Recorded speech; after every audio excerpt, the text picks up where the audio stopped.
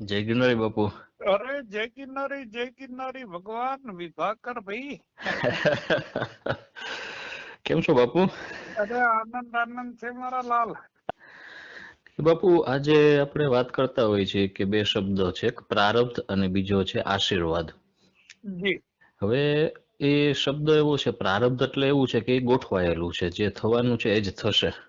જી આવું આવી સમજણમાં આવે. અને આશીર્વાદનો શબ્દ એવો છે કે એ કોઈ તમને વ્યક્તિ આશીર્વાદ આપે તો એના થકી તમને પ્રારબ્ધમાં ન હોય તો પણ તમને એ ઘટના ઘટી શકે કે મળી શકે વસ્તુ. જી તો બાપુ આના વિશે થોડી વાત કરો ને કે પ્રારબ્ધ અને આશીર્વાદ આ બેમાં છે શું અને કેવી રીતના કાર્ય કરે છે. આમાં એવું હોય કે તમારી જે ઓરા લેવલ છે, તમારું ઓરા લેવલ છે એ ડિસિઝન લે છે. બરાબર. એટલે જે આશીર્વાદની વાત છે ને એ તમે કોઈ વ્યક્તિને મળો, વડીલને મળો, તમે જેને આદર્શ માનતા હોય એ વ્યક્તિને તમે મળવા જાઓ અને એ વ્યક્તિ પહેલી દ્રષ્ટિએ પહેલી ક્ષણે તમને જોઈ લે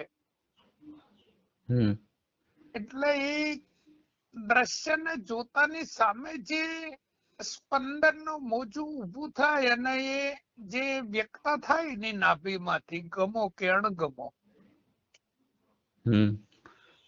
એ જ એ આવનારા વ્યક્તિ માટે આશીર્વાદ કે અભિશ્રાપ છે. વ્યવહાર તારે કરવો ના પડે, એમ વ્યવહાર થઈ જાય એનો બોધ થઈ જવો જોઈએ.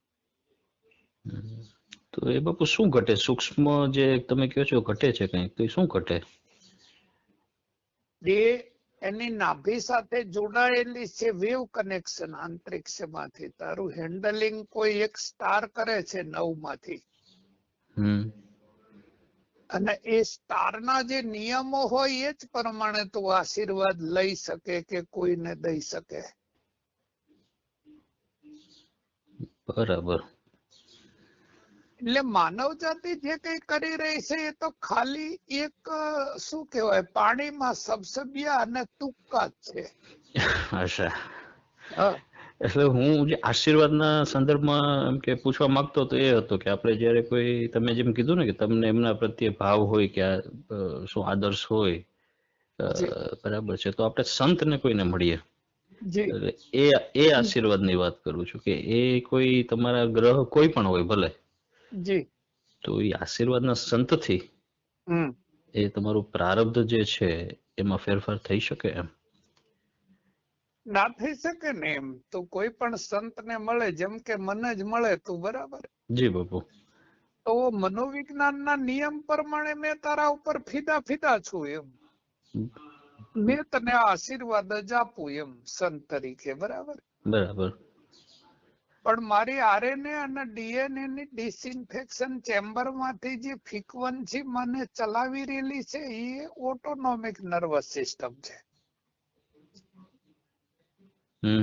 એમાં તું આશીર્વાદ લેવા આવ્યો છે અને હું તને આશીર્વાદ આપું એવું કશું નથી. એમ તું જે મને સમજાવે છે કર્મ, અકર્મ, વિકર્મ, કુકર્મ, પ્રાલબ્ધ, સંચિત ક્રિયામણ અને પુનર્જન્મ, એ પહેલી ચોપડીનું એજ્યુકેશન છે. એટલે હું એ દ્રષ્ટિએ બાપુ પૂછું છું કે એક સાધક છે એ સાધના પોતાની રીતના કરે છે, પ્રાણાયામ કરે છે કે જે એને જાણ્યું છે કરે છે ગુરુ વગર. હવે એવા સંજોગોમાં એનો હજી વિકાસ નથી થતો અથવા એને અનુભવ નથી થતો અથવા ગતિ નથી થતી અધ્યાત્મમાં, તો એવા સંજોગોમાં એમ કે સંતની નિશ્રામાં રહેવાથી કે એ કોઈ એવા પરમાણુ એને મળે કે એનો એ આધ્યાત્મિક વિકાસ થઈ શકે એમ? ના ના ના ના ના, એ બધી ખાલી વાતડિયું છે. તારો જે વિકાસ છે એ તો તારો જન્મ જે ઘડીએ અહીંયા પૃથ્વીની પ્લેટમાં જેવો તું તારી માતાના ગર્ભમાંથી બહાર આવ્યો એટલે એક ઓર્બિટ માંથી બીજી ઓર્બિટમાં આવ્યો, એની ટોટલ જવાબદારી સૂર્યચંદ્રની છે તારી સાથે વ્યવહાર શું કરવો એ. અને અહીંયા પૃથ્વીની પ્લેટમાં પંચ મહાભૂતોની જવાબદારી છે, પૃથ્વી, જળ, અગ્નિ, વાયુ અને આકાશ. માનવનો તો આમાં કોઈ રોલ જ નથી નિબંધો કોઈ. એટલે આ ખાલી રોટલા કમાવાના ધંધા છે. હા, વાંચું કહું ને તો આ પ્રકૃતિ આધારિત છે એવું છે બાપુ. હા દીકરા, આખું પ્રકૃતિ આધારિત જ છે. પણ એ તમે કહો છો કે નક્કી જ થયેલું છે જન્મથી કે પછી? નક્કી જ થયેલું છે. એમ તું ખાલી પ્રતિક્રિયા કર્યા સિવાય તારી સાથે ઘટી રહેલી ઘટનાનો સ્વીકાર કર. સુખની હોય કે દુઃખની, નફાની હોય કે નુકસાનની, એમ ફાયદાની હોય કે નુકસાનની હોય. તો આ બધું થઈ રહ્યું છે. હા, થઈ રહ્યું છે. એમ તો હવારમાં ઉભો થઈ અને ખાલી રેડિયેશન જે કઈ નેગેટિવ પોઝિટિવ વ્યક્ત કરે ને પ્રકૃતિને તકલીફ પડે એ જ.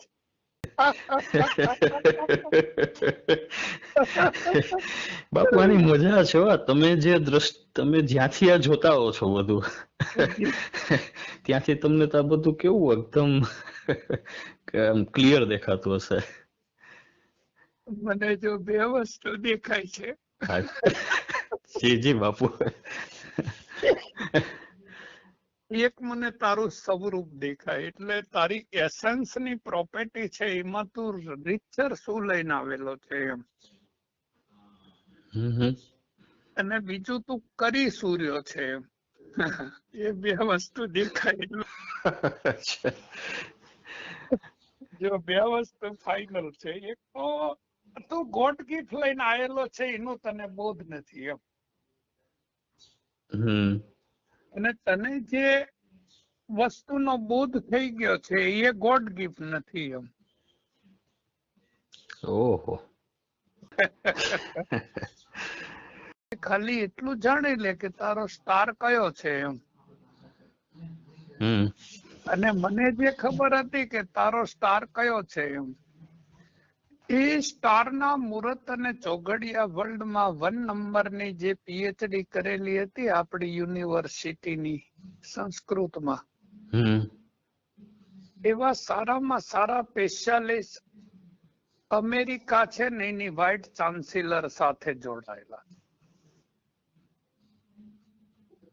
એ લોકોએ રેશિયો કાઢેલો હતો કે 4 નંબરનો સમય આવશે, પણ ઓલો ડોનાલ્ડ ટ્રમ્પ કે શું કહેવાય ને, ઓલો ડોનાલ્ડ ટ્રમ્પ, એ જો જીતી જાય, એ વાઇસ ચાન્સેલર ફેર બની જાય, તો તારે સમજી લેવાનું આખી પૃથ્વીની પ્લેટમાં જેટલા 4 નંબર છે એના એ તો છૂટાઈ ગયો ટ્રમ્પ.